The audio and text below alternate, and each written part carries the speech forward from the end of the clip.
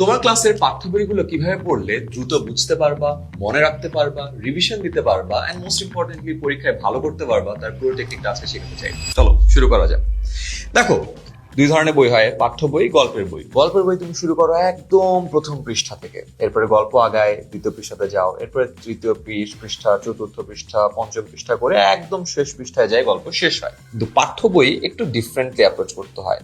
প্রথমেই সবগুলো পৃষ্ঠা একটু স্কিম করে যাবা, মানে একটু দেখে যাবা, সো দ্যাট তুমি একটু ভাবচক্কর বুঝতে পারো। এরপরে চলে যাবা অনুশীলনীতে। অনুশীলনীতে দেখবা তোমার এখানে কোন কোন এমসিকিউ প্রশ্ন দেয়া আছে, কোন কোন সিকিউ প্রশ্ন দেয়া আছে, সো দ্যাট তুমি বুঝতে পারো ডিফিকাল্টি লেভেল কোন জায়গায়। এরপরে অনুশীলনী শেষ করে মেইন বইয়ের পার্টের জাস্ট বোল্ড পার্ট গুলো দেখবা, যেগুলো বোল্ড করা আছে। বোল্ড পার্ট গুলো দেখলে তুমি বুঝতে পারবা আচ্ছা অনুশীলনের ভিতরে টপিক গুলো অ্যাকচুয়ালি কি, কোন কোন ব্রড টপিকে তোমাকে পড়াগুলা শেষ করতে হবে। এরপরে বোল্ড টপিকের পরে যাবা first line and last line, যেহেতু প্রতিটা প্যাসেজ আলাদা করে দেয়া আছে। ফার্স্ট এবং লাস্ট লাইন দেখলে তুমি বুঝতে পারবা মোটামুটি ওখানে কি বলছে।